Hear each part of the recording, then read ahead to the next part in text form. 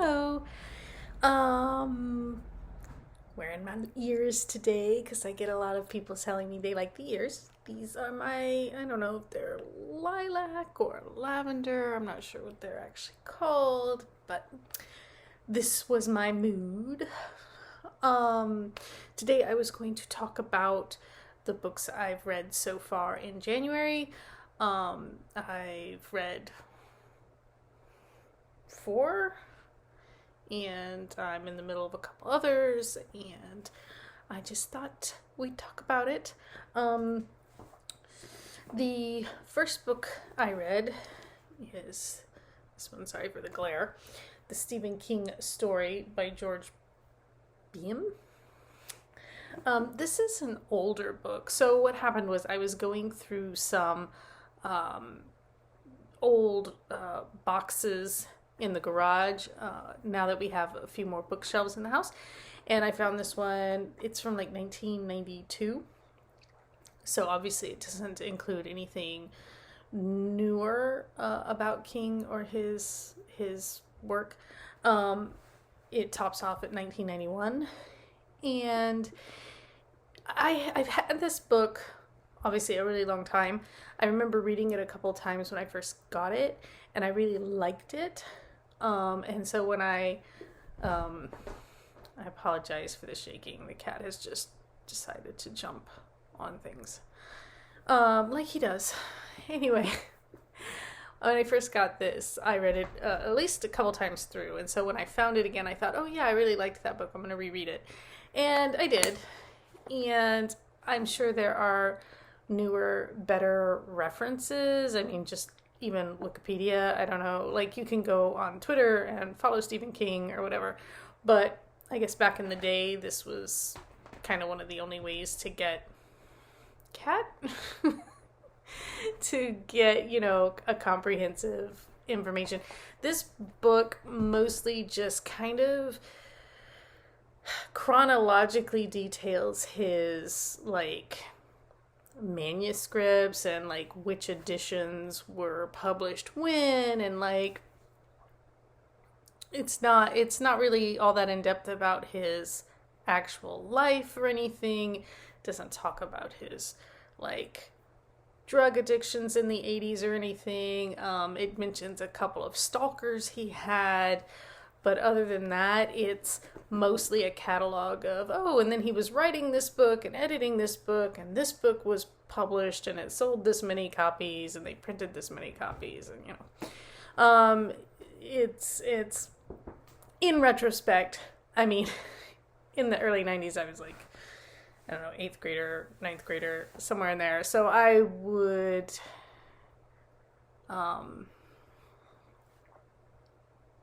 I don't know. Maybe I was interested in it more because it was one of the only places I could read about Stephen King, which was one of my favorite authors.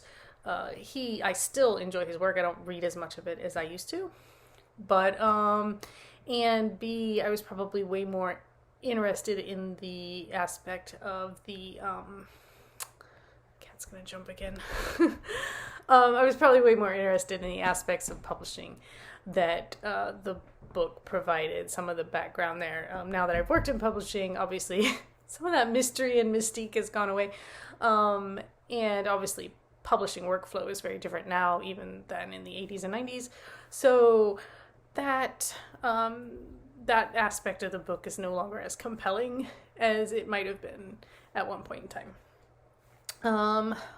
The other book I read was an ebook, so I will put a picture of it somewhere over here or over here. I don't know. I read the Meghan and Harry, the real story, the true story. I don't know. Lady Colin Campbell's book about the Duke and Duchess of Sussex. And I gave it 3 stars. I think it was trying to be fair. It leaned a little towards condemnation. I don't have any strong feelings one way or another about Harry and Meghan. I mean, I kind of don't like her. but it's not like I know her, so I can't really pass judgment. It's just some of the stuff I've seen I'm not all that impressed with. And that's just me, and I could be reading things all wrong because it's not like I'm there. But, mostly just details how Meghan could have done better if Harry had taken it into his head to maybe give her a little more guidance rather than just trying to like give in to all her whims or whatever. And maybe that's true. I don't know. Lady C clearly has a dislike for Princess Diana, which kept kind of getting folded in, and like she goes on in detail about a few things where like one or two lines would have done. The book needed another editing and proofreading pass, to be honest. Like there's a lot about it that kind of detracted for me. She makes some very sweeping generalizations about Americans and the American press that, having been a journalism student for a long time, I'm kind of like, well, I mean, that's probably how British people see it, but that's not, overwhelmingly true necessarily. So, I mean, I had some feelings about it overall. I mean, it was an okay read. It wasn't, terrible. It wasn't great. It was entertaining and a little bit gossipy. Like, sometimes you just want that. You just want a little bit of gossip. I don't read the magazines, so, every now and then I'll pick up a gossipy book, like the one by Diana's butler or whatever. Every now and then I'll read one of those. Just for the fun. Okay. Cat has been, like, extracted. Evicted? Evicted. Yes. Okay. The other book, I actually reread this one, which I talk about in my end of the year wrap up last month. But, and you'll see there's a bookmark in it because I'm reading it aloud to my daughter now. She's also read it once already, but she likes me to read aloud because I do all the voices. And so, I mean, we can talk at length about this if anybody wants to. It's one of those things where I'm kind of ashamed of how much I like it, and I'm not sure why that is, because I honestly don't feel like people should be ashamed for things they enjoy, but sometimes I'm like, oh, I'm enjoying this, and I don't feel like I should for some reason.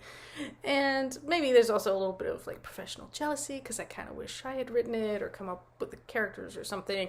But yeah, so I've done a little bit of fan fiction about it. I think there's like a small character study on AO3, and I've got a longer fanfic going on my website, which I will link in the description if you are interested in that. It's not done yet, so bookmark it and come back till I get. I feel like I'm close to done, but we need to just a little bit further to go. We'll let that go for the time being and talk about, I finally read the third Enola Holmes book, The Case of the Bizarre Bouquets. So if you've seen my other videos, you know that I didn't really care for the first book. I really liked the movie, and the book was very, very different. And I saw the movie first. So I read the second book and thought it was better than the first, at least, and I feel like this one's pretty much on par with the second book. It's average. It's okay. It's good, not great. And I mean, part of that is it's a middle grade book. I'm not going to feel as like excited about it anyway, maybe. But this one is about John Watson going missing, and Enola kind of takes it upon herself to try and figure out what's happened to him. And the underlying theme is beauty and beauty standards, I guess, because Enola disguises herself by making herself beautiful. We've got kind of that, the heroine thinks she's plain and ugly. And, And to the author's credit, she doesn't try to then make us believe, oh no, she's actually beautiful and just doesn't know it, because Enola comments on the way she's treated very differently when she's, got the little bit of makeup and she's kind of done things to her face and wearing the stylized wig and everything. And when she's, dressed a little more nicely, I think anyone can relate to that, knowing that, yeah, you get treated a little better when you look a little better. It's not necessarily a good thing, but it is kind of, a fact. Where I had a little bit of a problem, and I'll put the little spoiler alert thing up, in case you don't want to hear details of the plot. But the main villain is a disfigured woman who, wears a prosthesis on her face because her nose is gone, basically. And she also dresses as a man. And so to villainize someone for physical deformity and for cross-dressing, even if it's true to the era, to make that person your chief villain, to in fact make it that they've been driven insane by their disfigurement and considered insane for wanting to wear trousers. Yeah, that's maybe not the best. And so, that I don't know. There's a lot of the whole language of flowers thing, which is kind of an ongoing thing in Enola Holmes anyway. It's a thing she has with her mother, but in this case, the villain also has like a thing about flowers, sending messages through flowers, hence the bizarre bouquets, which was an interesting aspect, I thought. I mean, that to me was probably the most interesting thing. Yeah, so again, it was average. There's some problematic material there. Now let's move on to what I am currently actually reading, trying to read. Okay, so I'm finally trying to read this. And someone please tell me it's going to be worth it. Like, okay, we're going to finally have this little bit of discussion about this series. I loved A Darker Shade of Magic. Loved that book. Like, and then the second one, I can't even remember the name now. Because I've thrown it out of my head. Okay, so in the first book, you meet Kel, and he's this Antari, which is like this very powerful magician who can move between different worlds, different Londons, And I won't go too far into this, but I really, really fell in love with Kel. I really liked Rye. I say Rye. I don't know if it's Ree or Rye. I say Rye. I think it sounds better. And I don't do audiobooks, so I don't know. And then Lila Bard was in the first book kind of cute and fun and, just a little bit obnoxious, but not obnoxious to the point of I hate her. And then we get to the second book and Lila becomes this powered up, persona, and she's like kind of all that. Like she becomes so much of a focus that I started to hate her. And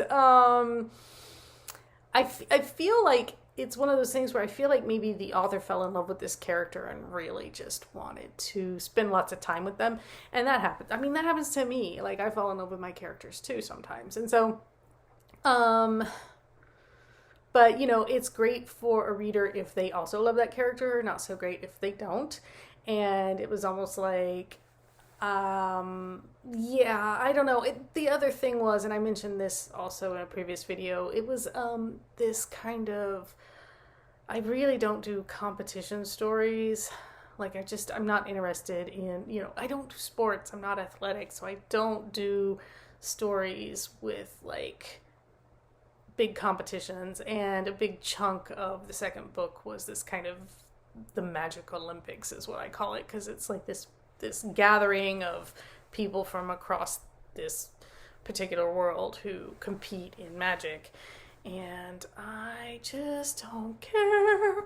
So anyway, and then we've got this villain, this powered up villain. It just, I don't know, this powered up villain that has now, become the chief focus in this book. Now I'm only 70. Okay, I'm 70 pages in. It's like what, 500, 600 pages long. I can't get into it. I can't. I have picked this book up multiple times over the past like 2 or 3 years, and I don't know why I can't. I just want to finish it. Like, I just want to finish the series, but I'm like, my husband's like, just go read like an online summary if you. But like, I want to spend time with Kel and Rai and Alucard, who like is starting to grow on me. I liked him a bit in the second book, and now I don't know. But the Lila thing, I don't know if I can get over it. I can't really with this villain. I don't know what it is about him that just isn't working for me. I mean, he's obviously like a huge threat, and it's like, oh, how are they gonna beat him? Like, how is this gonna work? But it's so long. I'm like, I just don't know if I'm up for it. So I don't know. If you've read it, if you think it's worth me finishing it, like getting through it, if there's like a point you're like, oh, just get through the first 100 pages and then it picks up or something. I mean, maybe there's a point where I feel like the author's really in love with her own prose, and it's it's all very descriptive, but it's all very like, there are places where it's very flowery, and I mean it suits the situation. It's not badly written or wrongly written or like incongruous with what's going on. So I don't know. Maybe I'm just not in the right frame of mind for that kind of thing, but it seems like, when am I ever going to be in the right frame of mind to finish this? I don't know. The other thing I'm reading, though, is this old Victoria Holt novel, Menfreya in the Morning. So back in middle school, I read like all the Victoria Holt, all of it, and I still have like all these little paperbacks. And I love Victoria Holt, and every now and then, just for no good reason, I just grab one because they're easy to read. They're all kind of the same. They're all gothic romances. Like if you think of Rebecca on the Cheap, that would be like a lot of these books. There's always like this, they're always told from the point of view of a woman. They're usually set in like Victorian-esque England, I want to say, and you start with her childhood, and she's always got some kind of fascination with the local lord or the local lord's family or their son or their house or something, and she'll make friends with the daughter and have a crush on the brother, and and there'll always be some kind of mystery or mishap, or I don't know. It's all very Lady in the Tower and kind of stuff, but I love it. I mean, it's like the candy version of literature. I took a Gothic literature class in college, and we read like Rebecca and what's that one? The Tower. I can't remember. Like a lot of the really old stuff, and then we read Tess of the D'Urbervilles. God, what a terrible book. I don't know why that was gothic. Anyway, it was just bad. Uh, and anyway, and Wuthering Heights and all that. This is because these are romances, you get a happily ever after at the end of each one. So at least there's that to look forward to. It's really just, oh, we know they're going to get together. It's just, how are they going to get together? What point, like, what point is he going to rescue her from, I don't know, being swept out to sea or whatever it is in this particular book, right? But yeah, so I'm reading this one. It's about a daughter of a minister of parliament, and how her, like, the local family in Cornwall, the landed family has no money, but they're kind of angling to marry their son to the daughter, Harriet, who of course considers herself ugly. She looks at herself in the mirror and she's like, oh, I'm so plain compared to how beautiful, like, the daughter of the house is. And and it's always like the main character has like this really plain name, like Harriet, and then like the daughter of the, like, lord has like these much more fanciful names. In this case it's Gwynin.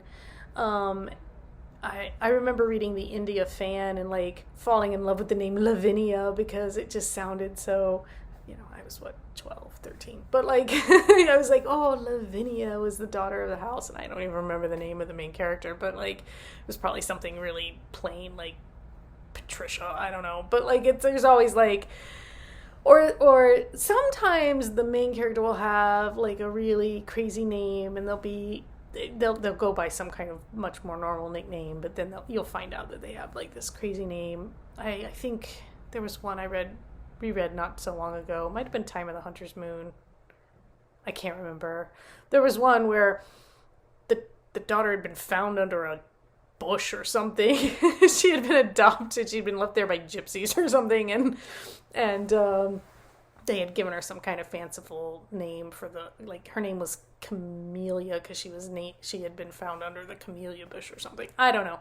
Anyway, total tangent. Thing is, this feels much more readable right now than this. And maybe that's just because right now, with everything going on in the world, it's very hard to focus. And this doesn't require as much from me. And, it's just kind of like very surfacey. And, it's like, oh, she's in love with Sir Bevel. Bevel? Really? Bevel's dad's name is like Indelian or something. I'm just like, what? But I love these names though. They're fun.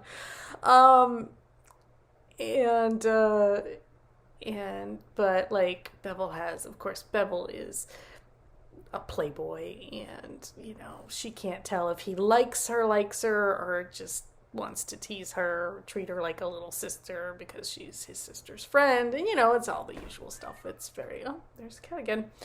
Anyway, I'm gonna wrap it up there. I will let you know more about the Victoria Holt when I'm done with it. Like I said, we'll see how far I get in this, or if I give up and just go read some kind of online summary and put myself out of my misery. I don't know.